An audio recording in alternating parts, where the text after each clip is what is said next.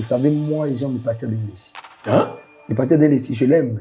Bien les parce que attends, on appelle plus la vérité. Et quand il dit des choses, n'hésitez pas. L'autre roman a payé pour ça, les clips, comme un pétage.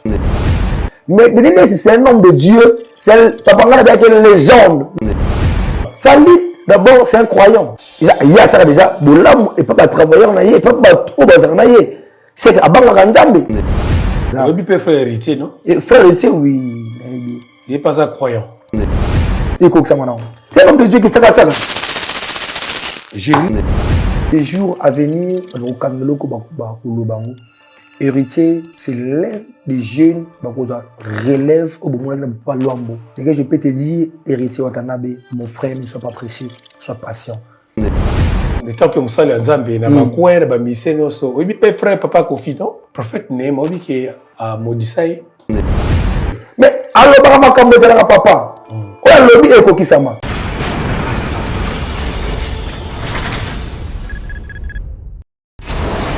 Hela, ma, on a écolo samo na boala, roga misi, na ningina loba, oye koya, heya.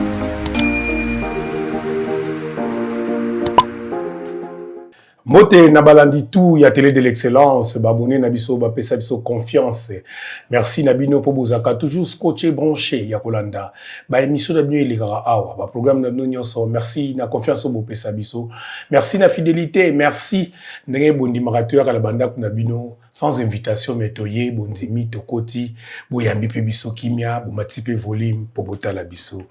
Lelo, toye les sous na émission Nabino à la ino, Yambela Gabino, Batundenge na dengue, comme d'habitude, dans un rappel, par exemple, invité Nabiso, s'il y a un souci na niveau chrétien, Tobenga Raye, Poto Beta Masolo, Naye, il s'agit des prophètes d'avant, l'homme de fée. Azarangana plateau, Oyo Tokosora Naye, Makamba Bonzambe, on va parler sur la prophétie, on va parler sur beaucoup de choses. On est ensemble, prophètes. Bienvenue dans l'émission. Merci, tonton Jimmy Kolecha. D'abord, pour comprendre le concept de l'émission. À tous les membres, à tous les amis, pour comprendre l'émission, l'émission. Tout le monde qui en vrai et en vérité, je suis là, le prophète de la vérité, pour répondre à ma question et pour nous pèser bino, pour nous fongo la bino, pour nous lever la bino, au Italie makambo iya Nzambe. Bitumba ya bilombe. Concept asika, mais concept ka ko changer ce ko format ya fichinayo. Au fait, Bitumba bilombe, ça concept il y a kala déjà ils ont daté déjà 2 ans, 3 ans déjà. Et vous savez bilombe si tu tellement makambo Nzambe en réalité bato balonga ka Satan de baza bilombe comme David alonga ki Goliath azaki elombe le tumba. C'est pour cela biso bana Nzambe à tout moment to bundaka bitumba na ba de descendre biso nyonso ba ka pour combattre ba vie na biso bomoni chaque samedi to sangana kana siège na biso ou adresse za na sima izaka samedi moko o ezolonde to kutaka na bitumba bilombe zaka forte prière, adoration, délivrance et prophétie. Et Nzambazaka na rendez-vous. Nzambazaka adresse c'est ça puis adresse et ça na direction Chaba Asosa Kibunda numéro 92 juste na entre Ngiringiri na Bumbu. Et pour Nakamutute à tous en église. Et pour Nakamutute bayaka batunyoso aux la kimbongiste aux la musulman ils occupent Mutute. Il y a 400 000 Nzambe na to bonne Nzamba akoya na biso. Prophète, l'actualité oblige, la béni pena pour la mambo belé. Tout le monde a qui, à un certain moment, il y avait des conflits entre le prophète Néma Sikatenda et Mama Tamar.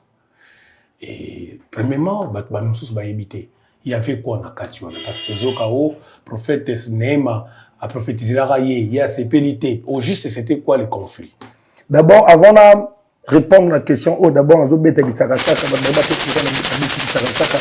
et ça concept plus il y a la femme Tamar à un moment où elle fait du la scène ah oui elle fait maintenant qui tsaka tout quand même qui tsaka vous savez balanzambe bazana ba confité et je remercie encore notre papa le prophète des nations Néma Sikatenda Big Pro donc on a pu se montrer que tous père vraiment il fallait qu'on se réconcilie parce que monde à terre qui va profiter à Sima, il y a un message et pourtant ma base qui dans côté. Donc message Ezaki que non papa appelle ça qui message normal et réel et monde à ténèbres. Ben c'est mandé pour profiter là te comprendre moi ben ba ko sabiso. Tu es obligé il y a ko retourner encore dans ma kola papa pour na ko senga et bolimbisi nde bo monde papa ayaki ko soutenir biso na concert ya showbiz il y a qui vraiment malamu et je profite aussi à remercier ba tout bayaki na showbiz pour na ko soutenir la femme Tamar na profiter na remercier tous les hommes de Dieu qui étaient là présents, tous les musiciens chrétiens qui étaient là présents et les profanes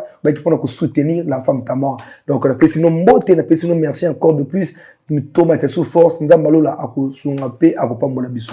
Mais c'est pour raison te le bika va profiter na sima ya makambwana ya molili ezalaki nini parce que obiso to yebi babi prophète Néma a prophétisé sur Mama Tamar. Mama Tamar a sepela quitté réaction n'est pas qui compliquée. Mais tant que tout le monde, Mama Tamar a dit prophète Néma pardon. Non, Mama Tamar a sepela qui n'a un message. Mais mère azaki na 4 services. Mama Tamar azaki na 4 services, ezaki obligé non imposition de main. A sepela qui n'a un message parce que déjà à télémaki pour nous yoka message. A télémi mais eloko ezaki Mama Tamar a boya quitter mais il y a 4 directives il y a non imposition de main. Donc nous on va profiter dans Sima et à Flamona. Donc c'était un peu ça. Après ça, monde à ténèbres, il y a qui sous et ben on venger, qui va on malouba. C'est que ceux qui maman a lobby bien, bon on va traduire en monde ngamabe. Ceux qui maman, ceux qui papa Jérémie Kalama a lobby bien, bah qui va traduire en ngamabe. Mais là tu comprends que non, papa Jérémie, on s'est dans Zambie bien, mère, bazo qui est bien. On est obligé d'abord de se dans Zambie, tout se réconcilier d'abord, tout le prophète, le monde qui te venait dans le jardin, jour tout ça qui est fort, tout le monde qui papa, tout Sambeli, papa a limbisipe biso devant dans Zambie. Il y a un seul qui retrouvaille on écoute na showbiz. Oui. Non, Ezaki, pour la retrouver, il y a showbiz. C'était déjà showbiz Ezaki, mais déjà en pleine préparation, il y a activité. On était aussi obligé d'aller voir l'homme de Dieu pour s'excuser aussi.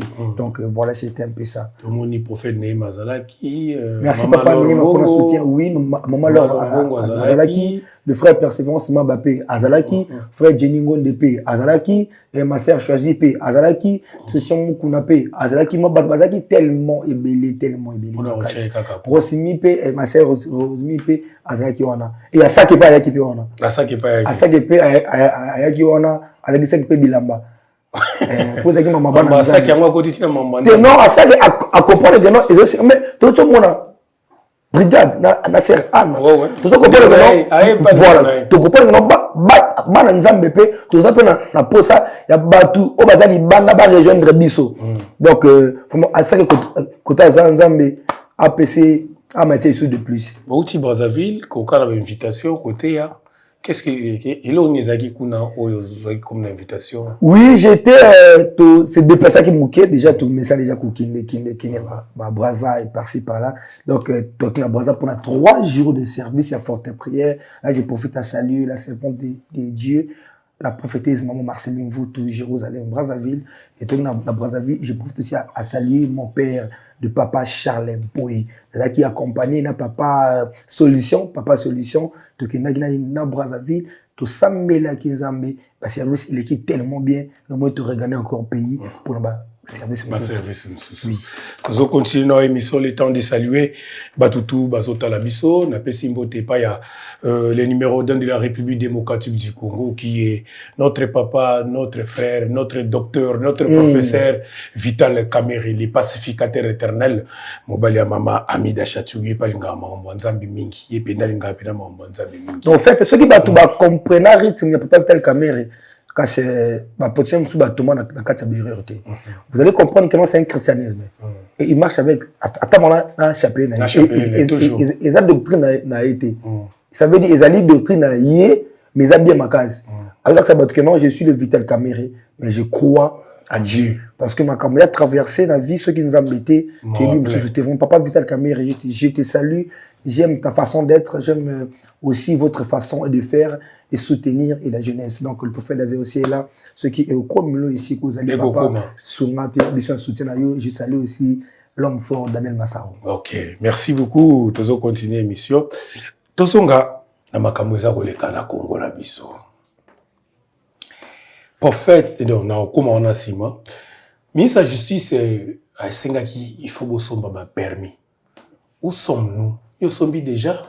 Est-ce que l'idée ministre Ezamabe to ou bosombi déjà? Papa Jimmy, vous savez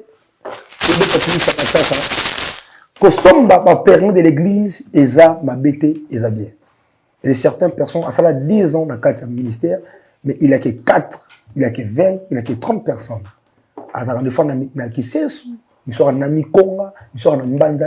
C'est là que moi je comptais à dire, le ministre avait soutenu tous les grands hommes de Dieu. Parce que bon, on a l'église, il y a un grand homme de Dieu. Donc, déjà, l'église, il y a 50 personnes dans le cadre. C'est aussi pasteur, on a permis. Ils ont combien? Combien? $250 ou $300. Quel moyen à Rosalango. Parce que ils ont tout que ça mélange. Le quoi l'église na bango, baza mingité, mais il a azora mbongo on a trop mais après c'est bateau basé belé pour bamata. Il est contre les choses. Donc moi je dis l'idée ça qui est bien. Ils ont bel et bien l'idée de soutenir l'œuvre de Dieu. Mais ce que je peux demander c'est quoi? Bah ça la paix fort, il y a quoi pouiller. Pas ma petite église parce que l'église a manqué les ratés. Mais bah soutenir bah pasteur au dans position de faiblesse. Banani va soutenir. Bateau facile. Non, bateau ça bango. Parce que pasteur moko a bien na téléphone. L'église a ezali na Manzalemba. C'est un prophète. La condition on a ça, clavier coûte ezate. Mais là ça m'a permis à $250. Na mikanda à $500 innocent ndeni. Donc ça la possibilité. Donc c'est là que je peux dire que moi bateau va soutenir bateau. Bon voir quand on a peu mouki. L'église ezaka ya minene au botambola on a dit. L'église est partout. Le contre des choses, vous savez, nous on a beaucoup prié pour notre ministre, ex-ministre. Parce que Azali souhaité. Donc, c'est là que nous on peut dire que nous, tous les moyens de l'église, ça est fort. Beaucoup de pas na bango, beaucoup avantager bango, beaucoup m'appeler grand. Donc permis on a et il faut zongo, mais sur quelles conditions? Donc c'est un peu ça. Bino siko basali nzambe ndenge olobi tout à l'heure Azali sous-souté. Pour la bino ndenge ya longo et permis on a payé bosomba sous-souté. Non, ça m'a permis loi. Est-ce que Ezamabe? Non, ils ont bien kosomba permis pour un contrôle. Vous savez, l'église a combien belé la l'église est comme que belé des autres faits écoute qui trop. Mais ils ont pour kolongonende ba kosomba te. C'est comme ça là ils ont continué. Bah pasteur non so beau ça filé beau suma permis la bino permis de culte. Donc voilà, c'est un peu ça. Tango moni prophète Denis Lessi ko prophétiser sur Constant Mutamba qui est bakolongola et komi pende komi. Vous savez, non, on a permis ndetina prophète Denis Lessi misaka ba professeur. Oui, papa nanga lelo ba to bazol nzima ba père pour na complexe. Vous savez moi j'aime le pasteur Denis Lessi. Hein? Le pasteur Denis Lessi, je l'aime. OK. Le père on a ma casse ici. Au fait, c'est l'une des personnes que moi j'ai appris beaucoup de choses. C'est un homme de Dieu qui parle bien, qui est social et bien les a parce que attends on appelle plus la vérité. Et quand il dit des choses, n'hésitez pas. Mutu mususu on n'a pas négligé le biso boto biso. Moi je dis moi, je préfère s'accrocher la Denis Lessi. Je préfère s'accrocher là yé. Ndenge bato zo Denis Lessi zo ka sonité mais kana mabene wana. Ngana za meka bongo. Il a pas bêté. Donc le lop to un peu pour ça les clips moi boy comme un pétage. Non, wana ils sont divers. Il y a des choses, il y a part de l'esprit et part de la chair. C'est l'homme des esprits. L'église aza mutulelo na kin ton dimension te mututu a le bané mabé. C'est lui qui parle, ça veut mututu papa mututu a rolé na TV ko kende ba prison na mutu a rolé na TV pour na rolubaka mabé papa ona alope bolam na nga David na ozong cela le ba bolam moko ebele. Vous savez il y a combien de familles ba bika na ba prière ya Denis Lessi. Il y a combien de gens à travers prière de l'église. Il y a combien de personnes on ne doit pas toujours voir des parties faibles. Vous savez, si je viens dans la Bible, vous savez, Anne qui m'a dit la possibilité. Mais les gens voient toujours côté faible. On ne doit pas aussi voir la faiblesse de la personne. Parti chez Ezali, de l'église. Mais c'est l'homme de Dieu, papa. Là, bon, t'as la légende Awa. Papa, Mouta Tchamba, c'est plein. Papa, le diable cherche que l'homme Mouta soit fort, va combattre, va quitter. Mais c'est un homme de Dieu. C'est papa, on a bien une légende dans ma campagne d'église à l'amboka Namiso. Tout le 2023, prophète Davin. Oui. Yo so bengi Denis légende, ou benga Coutinho nani, ou benga. Papa, moi je parle de Denis Lessi. Si on tourne la question à Coutinho, tu vas pas Coutinho, mais je parle de Denis Lessi. C'est une légende. Bah tout ça, bah on le rappelle à TVT, à l'équipe de la TV, à Finlier. Parce que moi fait un naku à CPLI pour finir Denis Lessi. Papa, même une rôle avant à l'angle dans le Makamou ya solo et Koki Sami. Donc on doit comprendre aussi, c'est un homme de Dieu. On mérite aussi de se préparer. Toi, tu es poids. Donc, on a un côté faiblesse, mais toi, tu es papa. Mais pourquoi pas tout n'a dit ça, c'est la Samaka contre lui. Il a fait des prophéties de qui et Koki Sami. Et bien, mais attends, ce qu'on peut le ministre Awad. Mais pas 3 mois. Avec bon, pas 6 000 euros. Donc, c'est un prophète de Dieu, vous savez. Ils ont plaisir et pas mon sali anza mais kobeta prophétie ba longola mutu musala. Papa, plaisir nae. Là, nous tapons sur prophétie. Luka Yende. Mais est-ce que combien de fois, bah c'est les tours, il y a l'église. Le quoi il y a l'église. Moi je dis pas, ils allaient. Il y a ça aux animaux, il y a pas. Oh, mais bateau va kenna tout oh abakene abaki l'église.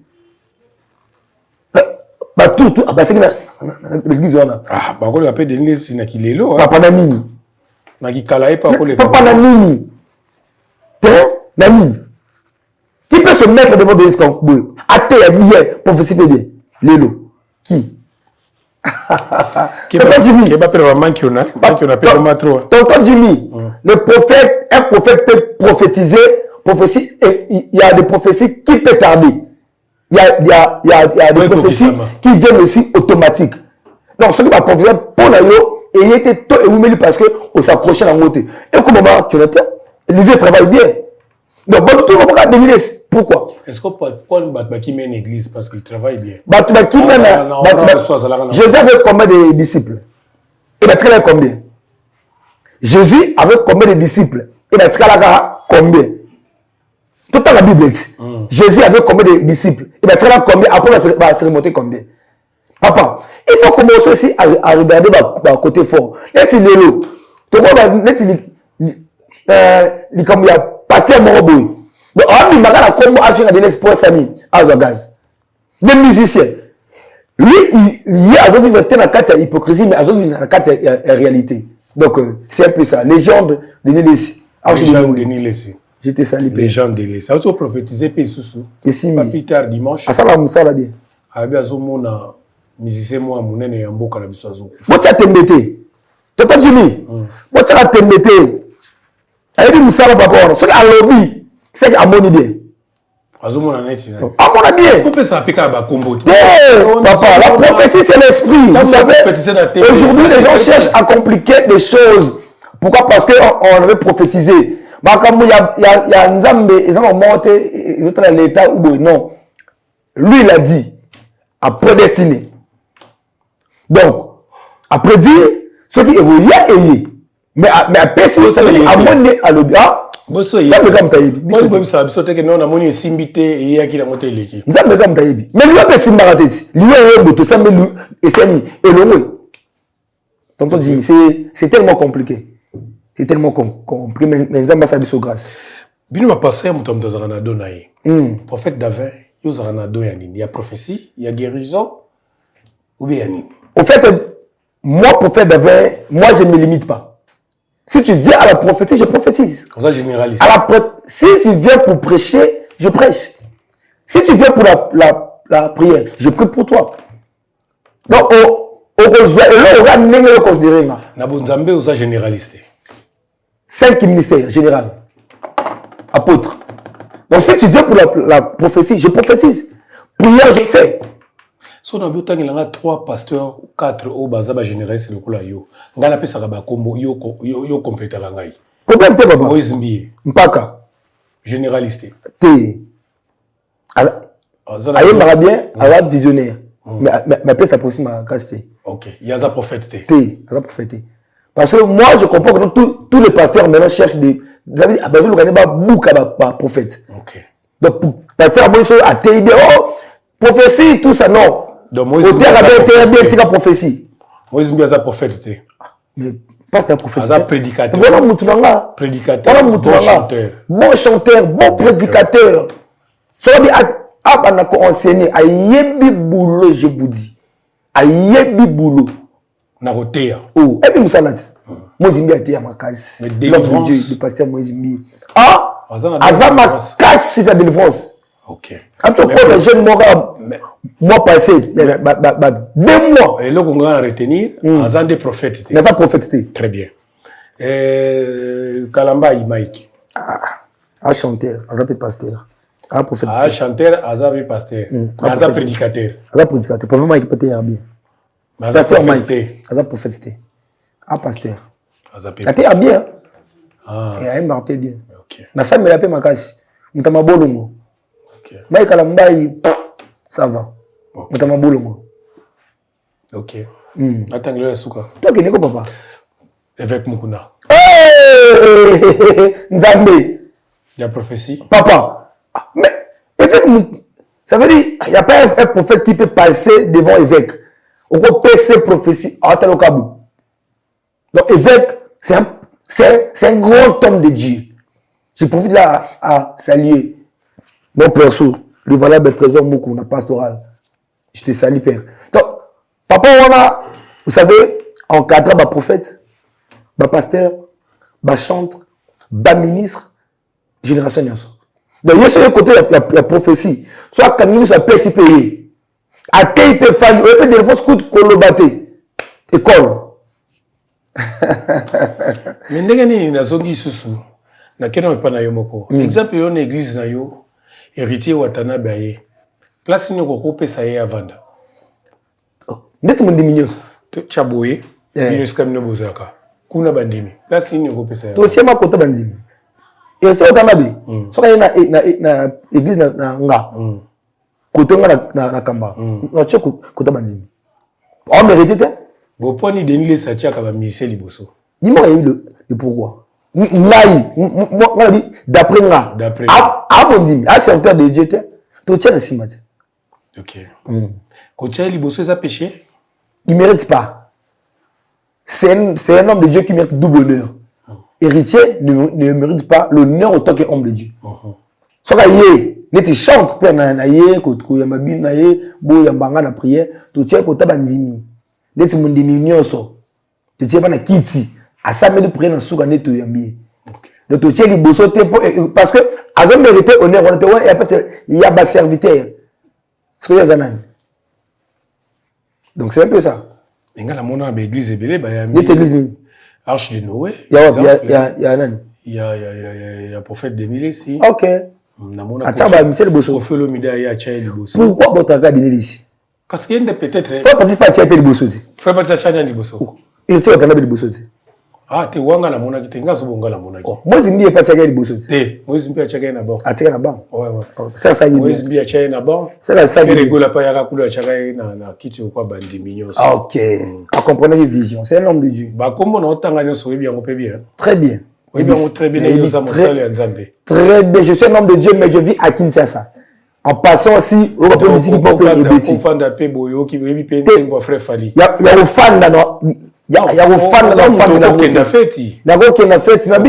Il y a un fan de la route. Il y a un fan prophète, ok, fait. Mais qu'est-ce que c'est que je ne m'intéresse pas de ça. On peut savoir de tête que ils ont fait bon, mais Fali, bon. Oh, frère Fali. Frère Fali. Tu n'as pas Fali. Bon, oh, ça frère. Ah, mais non, papa. Mais ça, il y a frère Eza. Frère d'accord du Christ. Autant que musicien, il y a bien Fali. Ok. Au frère Fali, il faut comprendre qu'au frère Fali a Zaimba. Fali, d'abord, c'est un croyant. Fali croit en Dieu. Fali prie Dieu. Mais c'est un humain. Humain nyoso animé Nzambe. Quand tu fais déjà, c'est que déjà au sabola mo pas bateau. C'est que animé Nzambe. déjà il y a ça déjà bolam et pas travailleur na yé pas au bazar na yé c'est que abanga nzambe ça fait partie de son offrande quand tu fais 2 ou sali 2 ou 3 personnes malam bah c'est merci ça fait comme une offrande donc déjà Fally fait ça frère Fally ah ça Kango ça d'abord là muza oui peut frère héritier non et frère héritier oui il est pas un croyant mais fait pour le frère héritier je m'intéresse pas trop de ça mais la groupe c'est conseil moi vas-y mais ils en a souka OK un peu conseil frère Ferré oui frère Ferré ça peut croyant oui comment il est baqué ou croyant mais pour la chair humaine déjà biso mon kilimo mbaba non c'est pas croyant oui parce que ça dépend des religions faire un croyant animer la nzambe mande to barno nzambe yesu masia oui peut frère mort frère mort alors comment côté va joueur ça un croyant peut-être on a habité oui peut frère Edingwe mais là moi qui n'a pas combattre papa nzambe la ça été akina pe kama mkumsuti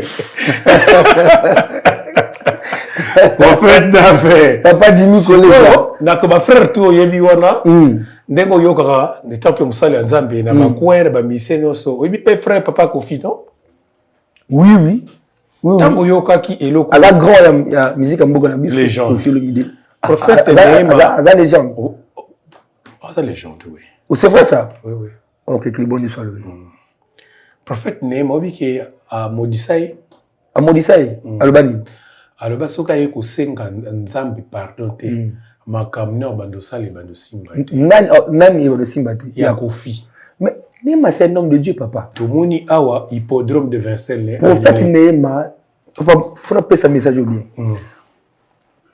la passer message pas prophète Neema prophète Neema c'est un homme de Dieu c'est l'un des grands dans notre pays les gens doivent commencer aussi à yako yokaye yako zwa makamuna yako chona kati ya pratique. Vous savez makamasa ka libanda mboka. Il y a beaucoup de hommes de Dieu basala ngonamte. Moi je connais Neema Sikatenda depuis que j'étais petit. Je suivais le prophète Neema. Mais vous parlez de papa Sikatenda ou prophète? Je dis pas de papa Sikatenda, je parle de Neema Sikatenda. Le prophète Neema Sikatenda. C'est un homme de Dieu. Vous savez, la kin, ce qui moutou, azako s'intéresser à bango mingité, mais ba créer likamo. Ce qu'on est hier dans donc ami côté certaine na ba clique ba pasteur ngombo. Mais c'est un homme de Dieu. O lobi wana, ce que tu t'aimes pas. Mais ba moi déjà moko concert à Kofi ezate. Mais aloba makambo zala papa. O lobi ekokisama. Makambo tu a lobi wana. Bo pese kata. Ekokisama na. C'est un homme de Dieu qui tsaka tsaka. Jésus revient bientôt. Ils ont un slogan, Tobino va prophète pour Yebaraki, Kalatea ou Atozuki de Nassou. Jésus revient bientôt, ils ont un message. C'est dans la Bible. Répentez-vous, car Jésus revient bientôt. Bon la moutema, parce que nous avons dit que c'est Aya. Ils ont slogan. Donc l'enlèvement est déjà là. On doit commencer à se repentir pour préparer notre départ. Donc là maintenant, je dois confesser et je dois aussi faire l'alliance avec Nzambe ya solo et Nzambe bien. Donc c'est un peu ça. OK, Nzambe asa Nzambe malamu to yibika ndeto kenda malema to sukisa émission na biso ba pesa la biso na mukwalelo. S'il faut les gens ba retenir nini na makambo oyo za kusala mikolo batuba ko retenir nini parce que vous avez mutu, vous avez besoin de soutien, vous avez besoin de m'embrouiller. Je te donne 2 minutes devant la caméra oyo, omeka pour expliquer batou, ou peut sa numéro na yo pour ba o ba ko o ba linga ko salisa ko sala misala ya Nzambe ba ya komona yo. Tonton Jimmy d'abord eloko na bana kin bana Nzambe et ba retenir d'abord première chose qui dit bater la prière, ba tout ba na éveiller ba luka Nzambe na vrai et en vérité. Deuxième chose ça que non vous pouvez savoir chance à réussir à Nzambe, le quoi vous pouvez savoir chance. C'est pas facile. Tout jeune, tout neuf comme ça. Il y a comme une ça va qui bon Nzambe à tout le monde à la montagne et je me bats comme il faut pour Nzambe à sa grâce. Il y a des certaines personnes qui pensaient que non, et servir Dieu, ils avaient le quoi tuer pour beaucoup de richesse. Et j'ai compris que servir Dieu c'est pas facile. Et on s'est abattu nous sur pour soutenir biso, beau hésiter, beau soutenir biso. on a besoin des choses. Déjà, tous construire église à Brazzaville, et c'est un brique, et c'est un ciment, à peine à King, tous bâtir déjà, et c'est un brique, et c'est un ciment. On a besoin des matériels, on a besoin des chaises, vraiment là où tu es. Si tu es touché par la grâce de Dieu, je peux te demander que non, qu'on hésite et qu'on soutenir œuvre Nzambe. Je suis le prophète d'Avin, vérité, l'homme de fée, église Jérusalem, c'est le gars de ça qui dit battre la prière. Réveillez-vous de Tobi, qui dit battre la prière, là qui se casse et c'est quand tu vas terminateur bazar, et c'est quand tu vas bomber bazar, qu'on tire à la cimate, Mika Nzambe, Nzambe, à vous engager, il y a copain boulano. La peine bête. Bête au papa, qui s'arrête là, qui s'arrête là. Déjà, tu vois que c'est bon, Bandoka Faye Bakimi. Banani. Bandoka famille na bino. Bandoka famille na biso. Je veux faire un audio. Je veux faire un audio ça bongo. Mamutu, il veut formaliser. Amen. Mais peut-être qu'on va bien. Yes, condé. Le béton va bien. Il y a qui forme la télé. C'est que ma camouflage déjà. Qui dit battre la prière. Qui dit battre la prière tonton Jimmy. Donc merci prophète Davin. Batutu oyo balandi biso na ebisayo sokozolo ne pas Nzambe okobuka. Na ebisayo ne pas Nzambe zokwa bilanga ya café. Ekozwa autant mais jour okobuka obosani combien zaki kolona. N'hésitez pas, je connais bien prophète oyo. O nyoso tali biso soki ondimela Nzambe. Ozala moto solo kate. Numéro na yango wana benga ye. Sokangi pe yango te bengi biso na plateau na biso na chaîne oyo. Topesa lié numéro na yo. Bocha maele. Brique moko mibale Nzambe amoni kuni tongeli temple. 2 sacs 3 sacs ya ciment et kosala mamoloni. Kolona biso ba jeune lelo bozolona. Oke oloni na nganda, oloni na boîte et kofuta yo eloko. Vraiment. Ok, ina kapela oke kolia ngulu e kofuta yo eloko te mais lona ciment, lona brique okobuka yango.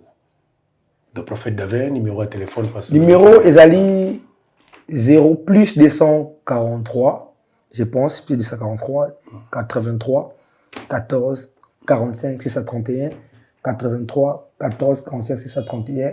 C'est mon numéro, on appelle ça mon téléphone,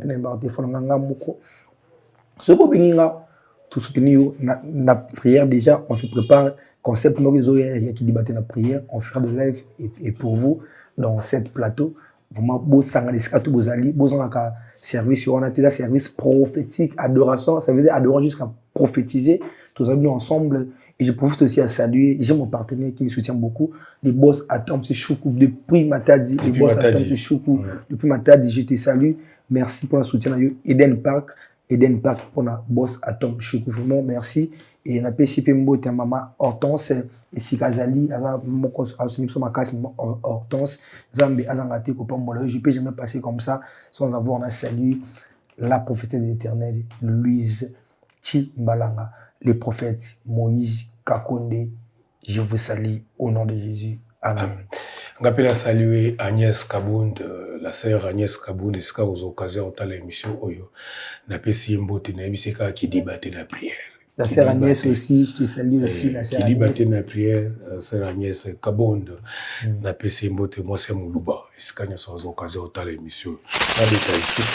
Obaki na suka, obalika mo pour na héritier. Et on a dit, pour la façon qu'il faut, obalika mo pour na héritier wa masabe. Na dui ki tsakasaka na beti mbala misatu, eza bonganga na Nzambe. Je vous dis, des jours à venir, au kangeloko bakulubango. Héritier, c'est l'un des jeunes qui relève au moment où on pas l'ombo, la musique comme ça au Congo. C'est que je peux te dire, héritier Watanabe, mon frère, ne sois pas pressé, sois patient. Dieu, Zambé a réservé une vie meilleure, Zambé a réservé une bonne chose. Quand je suis en train de parler, mon Dieu me dit, dans ta génération, il n'y a pas de jeunes qui peuvent faire comme toi. Clairement, je dis devant la caméra, dans 2 ou 3 ans, il y aura des gens qui vont partir, droit la musique à Congo. Et si on a beaucoup Amen. Voilà, nous sommes merci, prophète Davin. Merci, na gloire Nzuzi. Gloire. Yem tamagambo. Azosika. C'est comme on dit tente et demi bon merci. Gloire Nzuzi. Manasazo Sekani. Nabeti. Allez, on se retrouve prochainement dans Prophète d'Avin. Dès que l'actualité Zali, l'activité na Zali, donc vous en informer binote. Mais désormais, d'ici là, Azobanda, service à prière na plateau Oyo, pour s'embêler ensemble. Biso to associer à son Nzambe. Il y a Biso Force, il y a Biso Sekele et Zali Nzambe. Ciao, à la prochaine. Bonne nuit.